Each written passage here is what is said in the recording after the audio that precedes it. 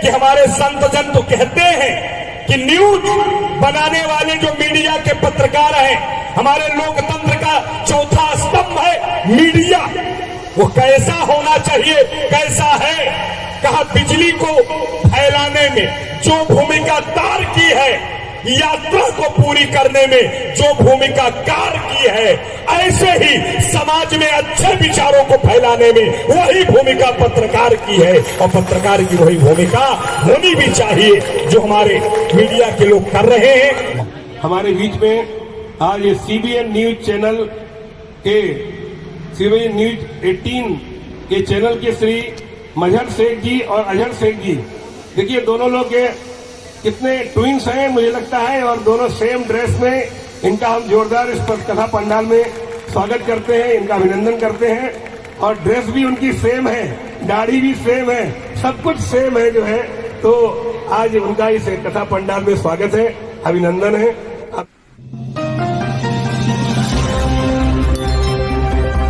नमस्ते, आदाब। मैं anchor Divya Kamble CBN news 18 में आपका स्वागत करती हूँ। सीबीएन न्यूज 18 हर समस्या में आपके साथ, हर खबरों में सच्चाई से आपके पास, क्योंकि हम सच दिखाते हैं। का मतलब का जैसे पानी है वैसे ही बच्चे हैं। ध्यान रहे, एक पानी वह है जिसे अगर छोड़ दिया जाए, पानी अगर छोड़ दिया जाए तो नाले में बहेगा।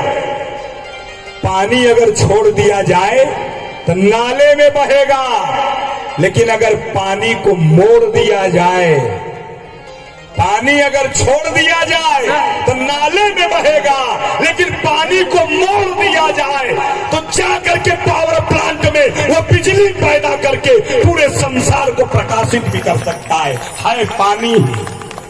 ऐसे ही बच्चे छोड़ दिया गया, बच्चों को छोड़ दिया गया तो कहीं भी बिगड़ सकते हैं, लेकिन बच्चों की धारा अगर माँ बाप संस्कार पूर्वक मोड़ दें तो इन्हीं में से कोई बच्चे आगे चल करके महात्मा गांधी, विवेकानंद भी बन सकते हैं, गौतम बुद्ध भी बन सकते हैं। केवल मोड़ने की जरूरत है, बच्चों को छोड़ने की जरूरत नहीं है।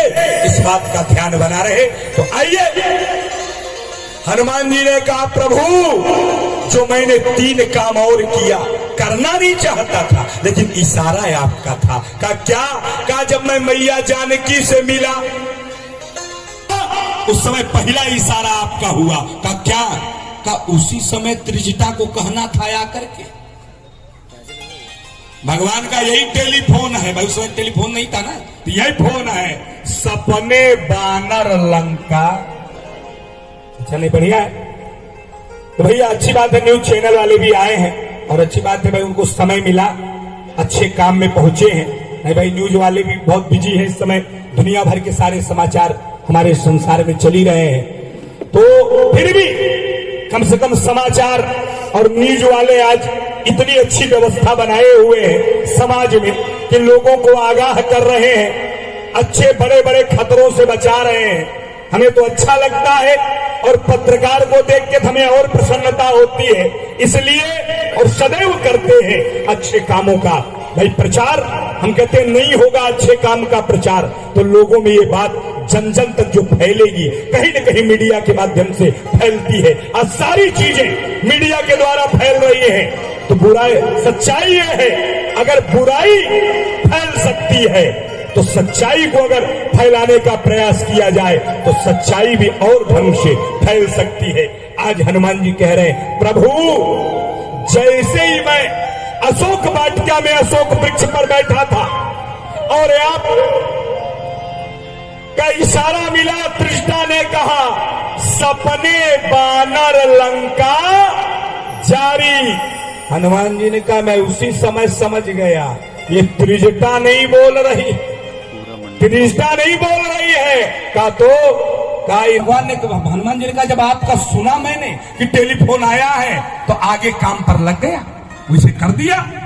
भगवान ने कहा अच्छा मतलब मेरा इशारा समझ कर किए हो? कहा तो ये बताओ लंका वास्तव में कैसे जली? वही शर्मा जी हमारे कह रहे थे ना, बहुत लोग कहते कि लंका 5 लोगों ने चलाई। वो तो कहते लंका 5 लोगों ने चलाई, सीता के संताप ने, रावण के पाप ने, विभीषण के चाप ने। ठीक है। और हनुमान जी कहते और हम कहा कई सारी व्यवस्था, हनुमान जी कह रहे कौन कौन लंका जलाया। लेकिन जब आज राम ने पूछा अंतिम बात, राम जी ने पूछा हनुमान तुम बताओ, तुमसे मैं जानना चाहता हूं आखिर लंका कैसे जली, क्योंकि तुमने तो चिनगारी लगाई थी। वो इतना भयंकर कैसे हो गया कि 400 कोस की लंका जल गई। सैनी जी गर्दन बिल्कुल सही रखिए, फोटो चल रही है, मैं देख रहा हूं। अच्छा अभी सैनी जी ऐसे बैठे थे और जैसे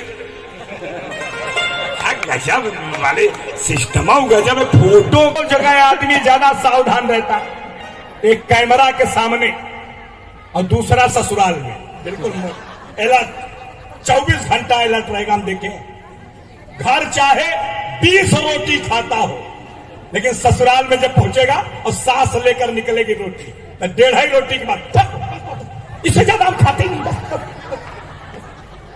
तो सास सोचेगी अरे भैया इन 90 किलो इनका वजन है, 1.5 किलो का 1.5 रोटी खाता है, चाहे पूरी रात पेट पकड़ के रोए, क्योंकि पेट तो भरेगा नहीं, 1.5 रोटी में कहां पेट भरेगा। लेकिन आदमी वहां महान बनता है, जहां नहीं बनना चाहिए ना वहां महान बनते, इसे ज्यादा खाते ही।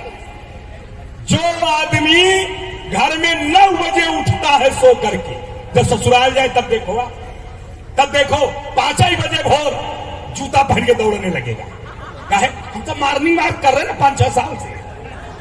तो पत्नी सोचती है मन में 9:30 बजे मैं जगाती हूं और यहां मॉर्निंग वॉक कर रहे हैं। लेकिन पत्नी बेचारी मजबूर है, वो कुछ कह नहीं पाती। भाई कहेगी तो उसी की इज्जत जाएगी। कहा नहीं कितने पति तो इसका फायदा उठा रहे, हम देखते कहेंगे नहीं। लेकिन ऐसा नहीं है, सच्चाई सच्चाई होती है, उसे स्वीकार करना चाहिए। तो आज हनुमान जी ने कहा प्रभु अगर मुझसे पूछ रहे हैं कि लंका कैसे जली तो एक ही जवाब मेरे पास है और यही सत्य है। वाल्मीकि ने इसी को प्रमाणित किया है। प्रज्ञानानंद चक्षु ने गूढ़ार्थ चंद्रिका में यही लिखा है। डॉक्टर रामकुमार दास वेदांती ने मानस मुक्ता मणि में यही लिखा है। आचार्य पंडित राम किंकर उपाध्याय ने हनुमत चरित्र में यही लिखा है। जो हनुमान कहने जा रहे हैं कि प्रभु जानते लंका कैसे जली, का कैसे? हनुमान जी रोने लगे, का ठाकुर अगर मैं जलाने के इरादे से गया होता तो कुछ सामान लेकर गया होता, कुछ लेकर मैं गया था। आप लोग भी कथा सुने हो, टीवी देखे हो, इतने मूर्ख तो सीरियल वाले भी नहीं है। दिखाए कि हनुमान माचिस ले गए, तेल ले गए, कपड़ा ले गए, घी ले गए, कुछ लेकर गए, खाली गए थे हनुमान। हनुमान जी ने कहा प्रभु सब चीज रावण की थी, तेल भी रावण का, घी भी रावण का, कपड़ा भी रावण का, माचिस भी रावण का, तो लंका भी। हमने सोचा जब सब इसी का है तो घर कहां ढूंढने जाऊं, वो भी इसी का रहे। भगवान ने कहा सब बहाने मत बताओ, बताओ जली कैसे, तुम तो चिंगारी लगा रहे थे। हनुमान जी रोए, हनुमान जी ने कहा प्रभु जानते कैसे जली, का कैसे? कहा लंका इसलिए ज्यादा भयंकर आग लग गई और सीता के आंसू घी बन गए तो सीता का विरह की ज्वाला से लंका जली, वरना लंका जलाने की हिम्मत दुनिया में किसी में नहीं थी। क्योंकि शंकर की लंका है, रावण की लंका नहीं है। सीता के विरह की ज्वाला से लंका जली है, ये हनुमान कहे हैं। वास्तव में यही सत्य भी है, चाहे हम खोज ले पूरी दुनिया में, लेकिन असलियत यही है कि वो मां मैथिली के विरह से लंका जली। और ये सत्य भी है, पुरुष के क्रोध से कितना नुकसान होगा कहा नहीं जा सकता, लेकिन इनका क्रोध अगर बढ़ जाए है? कुछ विशिष्ट अतिथि आए थे जो कि अपनी कार्य की व्यवस्था की वजह से आरती से पहले ही उनको जाना पड़ा। मैं गुप्ता जी को माइक देता हूँ, वो उन लोगों से परिचित हैं, आपको उनके बारे में थोड़ा सा बताएंगे। 5 मिनट आप शांति से बैठे रहिए, इसके बाद आरती का क्रम जैसे रोज होता है वैसे ही होगा। थोड़ी देर 5 मिनट का विलंब और होगा। धन्यवाद। श्यावर रामचंद्र की जय। श्री हनुमान जी महाराज की जय। आज का बड़ा ही विशिष्ट दिन, शुभ दिन, श्री संगीतमय श्री राम कथा का 6ठम दिवस की कथा श्रद्धेय पंडित जी की मधुर एवं दिव्य वाणी में आप सब लोगों ने आत्मसात की। आज हमारे बीच में, क्योंकि यहाँ पर सारे हमारे मोस्टली रेलवे के ही लोग बैठे हैं और मुझे लगता है इलेक्ट्रिकल डिपार्टमेंट के ज्यादा लोग हैं, तो हमारे आज सबसे चिरपरिचित एनपी सिंह साहब, नरेश पाल सिंह, जो कि इस समय प्रिंसिपल चीफ इलेक्ट्रिकल इंजीनियर हैं और पूरे सेंट्रल रेलवे में इलेक्ट्रिकल के हेड हैं, आज वो हमारे बीच पधारे थे यहाँ पर। वो यहाँ भुसावल में भी बहुत कार्यकाल रहा, उनका एमओएच में रहा, पीओएच में रहा और विभागों में रहा। हमारे सब लोग जो बैठे हैं उनको देख करके सबको बड़ी प्रसन्नता हुई और बड़ी सहजता के साथ में वो सभी से मिले भी। उसके साथ में हमारे शिवराम सर, जो कि पीओएच में बहुत लंबे समय तक चीफ वर्कशॉप मैनेजर रहे, वो भी आए, और जेपी सिंह साहब। तो इसमें कि किसी को कोई विशेष गुणगान करने की बात नहीं है। बात यथार्थ ये है कि लोगों के अंदर, हमारे अधिकारियों के अंदर, विभूतियों के अंदर आज जो भाव पैदा हो रहा है अपनी भारतीय संस्कृति के प्रति, अपने आर्ष ग्रंथों के प्रति, वो चीज हम महसूस कर रहे हैं और उसी चीज को बताना चाहते हैं। क्योंकि हम सबको पता है, हमारे भाई यहाँ बैठे हैं, कि कितनी व्यस्तता रहती है, लेकिन इस व्यस्ततम समय में आदरणीय भाई साहब से वो इतना प्रेम करते हैं, उपाध्याय भाई साहब से, उनकी जो सहजता और सरलता आप लोगों ने देखी होगी। उन्होंने अपना नाम भी बोलने नहीं दिया। बहुत प्रयास किया भाई साहब ने कि हम आपका स्वागत करें, लेकिन उन्होंने अपना नाम नहीं बोलने दिया। उसी तरीके से बिल्कुल सहज भाव से वो आए, कथा का थोड़ा देर श्रवण किया और चले गए। एक चीज मैं और बताना चाहता हूं, अभी मैंने यूट्यूब चैनल में कुछ दिन पहले देखा था, एक आईएएस है बी ललिता लक्ष्मी आईएएस है। वो 2008 बैच की आईएएस है, 14 साल हो गए उनको आईएएस बने हुए, और इस समय national institute of fashion technology Kolkata की डायरेक्टर हैं। उन्होंने अभी अयोध्या में उनका एक बहुत जबरदस्त प्रवचन हुआ रामायण पे, और उन्होंने कहा कि जब हम आईएएस बनते हैं तो हमको गुड गवर्नेंस की बात सिखाई जाती है कि आपको गुड गवर्नेंस देना है। तो उन्होंने कहा गुड गवर्नेंस का शाब्दिक अर्थ हिंदी में क्या है? राम राज्य। गुड गवर्नेंस का मतलब क्या है? राम राज्य। तो प्रशासन में रामायण किस तरीके से व्याप्त हो सकती है, प्रशासनिक अधिकारी रामायण के प्रसंगों को लेकर के अपने प्रशासन को, भगवान राम ने किस प्रकार से अपना प्रशासन चलाया है, ये श्रद्धेय पंडित जी के मुखार बिंद से आप सब लोग सुन ही रहे हैं। और राम राज्य क्या था, वो चीज आज हमारे आईएएस, क्योंकि आईएएस हमारे भारत की सर्वोच्च पद है, सर्वोच्च संस्था है। जब आईएएस इस चीज को महसूस करने लगे तो निश्चित रूप से हमारा ये आज जो ये रामायण का क्रम हो रहा है, 9 वर्षों से निरंतर जो ये क्रम चल रहा है, इसको हमें सबको आत्मसात करके अपने परिवार में, अपने बच्चों के साथ में उनको भी ये चीज बतानी है कि इसी रामायण में इतनी जो चीजें हैं, जो गुण रहस्य हैं, उनको अगर हम अपने जीवन में उतार लें तो निश्चित रूप से हमारा जीवन सफल हो जाएगा और श्रेष्ठ बन जाएगा। हमारे बीच में आज ये सीबीएन न्यूज चैनल के, सीबीएन न्यूज 18 के चैनल के श्री मजहर शेख जी और अजहर शेख जी, देखिए दोनों लोग कितने ट्विंस हैं मुझे लगता है, और दोनों सेम ड्रेस में। इनका हम जोरदार इस कथा पंडाल में स्वागत करते हैं, इनका अभिनंदन करते हैं। और ड्रेस भी उनकी सेम है, दाढ़ी भी सेम है, सब कुछ सेम है जो है। तो आज उनका इस कथा पंडाल में स्वागत है, अभिनंदन है। डॉक्टर धर्मराज शास्त्री जी के पावन श्री चरणों में प्रणाम निवेदित करता हूँ। कई वर्षों के बाद आज सत्संग का लाभ मिला है। भांति भांति भोग मिले, अंग हूँ अरोग मिले, सुख के संयोग मिले जीवन की बाटी में। क्या बात है, जय हो। धन और धाम मिले, सुयश और नाम मिले, राम नाम मिले तो सब काम मिले माटी में।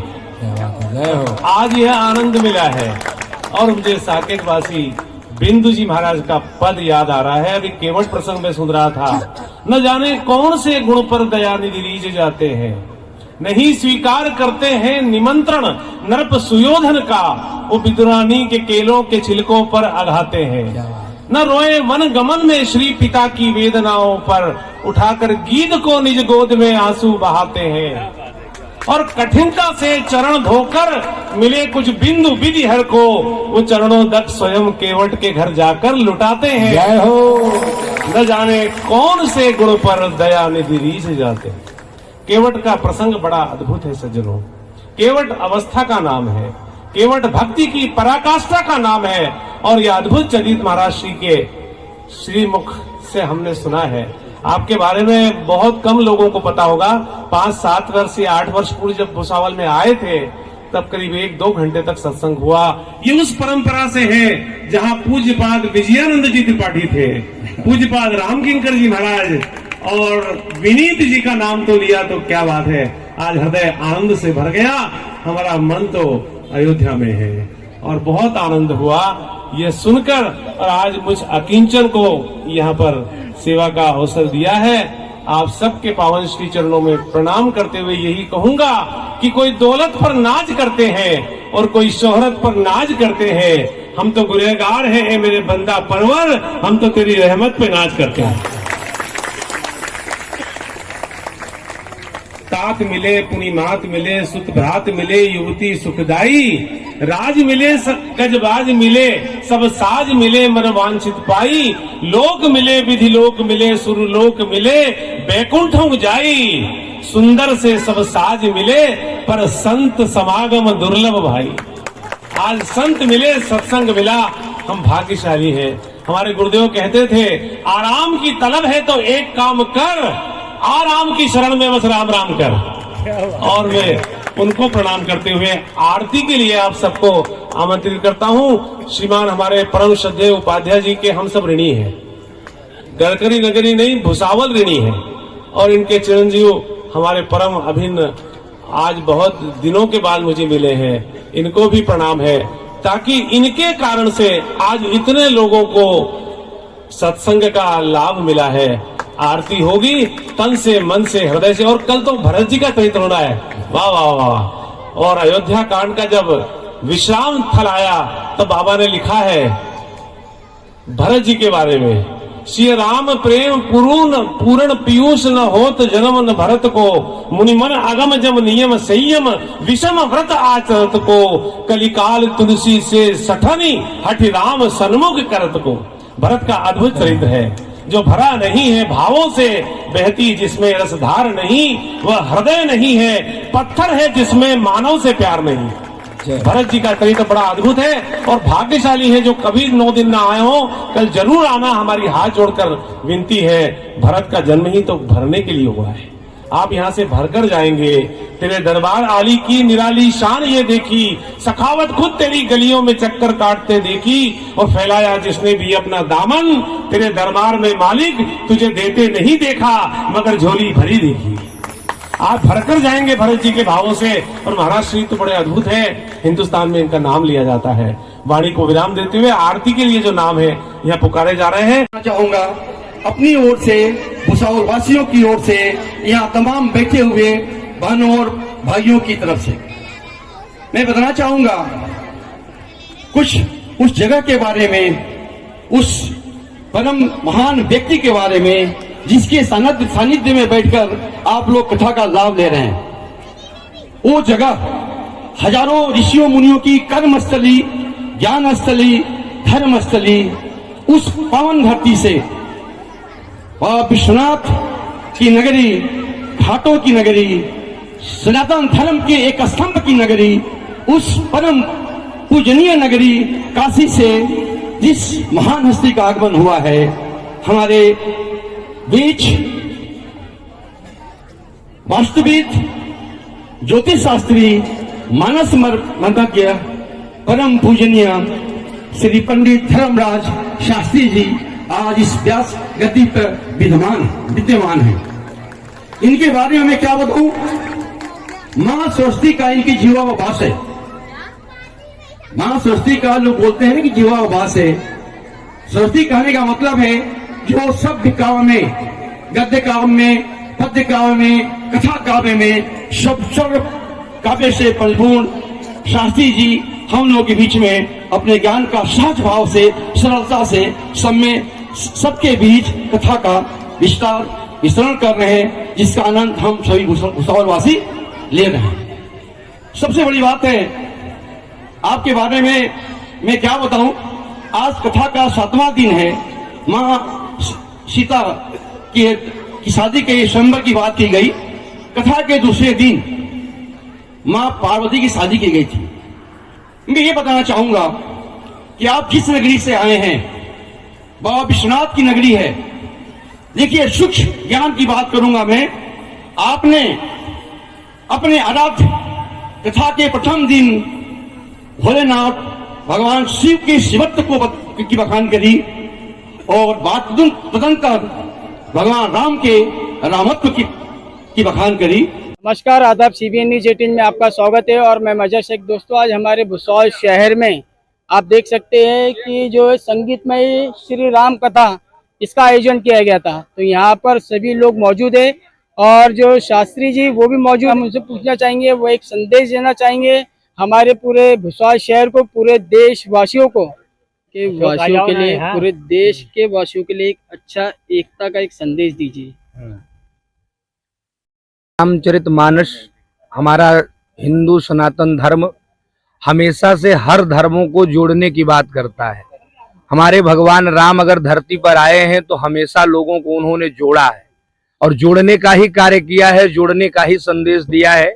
इसलिए राजा के घर में पैदा होने के बावजूद भी संपूर्ण देश को एक सूत्र में, एक धागे में पिरोने के लिए 14 साल का वनवास भी नंगे पांव हो गए, केवल संदेश देकर कि आदिवासी क्षेत्र हो, जंगली क्षेत्र हो, पर्वतीय क्षेत्र हो, कोई भी हमसे अछूता ना रहे। ऐसा नहीं किया उन्होंने कि राजगद्दी पर बैठ के सिर्फ शासन किया। उन्होंने सारे लोगों को जोड़ने के लिए नंगे पांव अपने राजपथ का त्याग किया, अपने राजगद्दी का त्याग किया और इसके बाद संपूर्ण देश में यात्रा करके धर्म को स्थापित करके सारे लोगों को एक साथ जोड़ने का काम किया। तो जो सनातन संस्कृति है वो सदैव लोगों को जोड़ने का काम करती है और हमारे रामचरितमानस जो हमारे संत बाबा तुलसी ने लिखा, उसका भी महत्व यही है, वो लोगों को हमेशा जोड़ता आया है। हमारे मुस्लिम धर्म से ही दारा शिकोह जैसे लोग हुए हैं। इसी पूना की धरती से वो उनका संदेश आया था। तुलसी के मानस को पढ़कर उन्होंने अपना जीवन समर्पित किया रामचरितमानस को और अंतकाल में भगवान से प्रार्थना भी किया कि परमात्मा हमें ऐसा जन्म देना कि हम हमेशा रामचरितमानस को पढ़ सकें और इससे जुड़ सकें। ऐसा ग्रंथ हमारा दिव्य रामचरितमानस है, इसलिए वो हमेशा लोगों को जोड़ने का काम करता है। तो ये जोड़ने की कथा चल रही है। रामचरितमानस राम कथा अर्थात समाज को एक सूत्र में जोड़ना। कोई भी अपने आप को ऐसा न समझे कि हम अलग हैं, सब एक साथ जुड़े और हमारे देश का सर्वांगीण विकास तभी होगा जब सारे लोग एक साथ जुड़ेंगे। कोई अलग थलग रहने में हर व्यक्ति का नुकसान है, चाहे वो किसी धर्म का हो, किसी पंथ का हो, किसी जाति का हो, किसी समुदाय का हो। लेकिन जब सब लोग जुड़ेंगे तो सबका विकास होगा और यही हमारे राम का संदेश है। केवट से चरण धुलाकर जोड़ा तो सबरी का बेर खाकर जोड़ा। तो सबको उन्होंने जोड़ा है और वही जोड़ने की चर्चा शिवदत्त नगर में चल रही है। तो इसमें आप सभी लोग शामिल हों और सदैव अपने हृदय में समाज को तोड़ने की नहीं बल्कि जोड़ने की विचारधारा बनाएं। जय श्री राम। शास्त्री जी ने बहुत अच्छा मैसेज दिया कि यहाँ पर जो है जो कथा में यहाँ पर सिर्फ जोड़ने का काम चल रहा है, ऐसा नहीं तोड़ने का। लेकिन यहाँ पर ऐसा जरूरी नहीं कि एक ही समुदाय के, यहाँ सभी समुदाय के लोग आकर ये कथा सुन रहे हैं। मैं अलविदा लेता हूँ। कैमरामैन अजय शेख के साथ देखते रहिए सीबीएन न्यूज 18। नमस्कार, आदाब। मैं अलविदा लेती हूँ। आपकी एक दिव्या कामले देखते रहिए CBN. Press the bell icon on the YouTube app and never miss another update. खबरों में सच्चाई से आपके पास, क्योंकि हम सच दिखाते हैं। हमारे सीबीएन न्यूज 18 चैनल को सब्सक्राइब करें।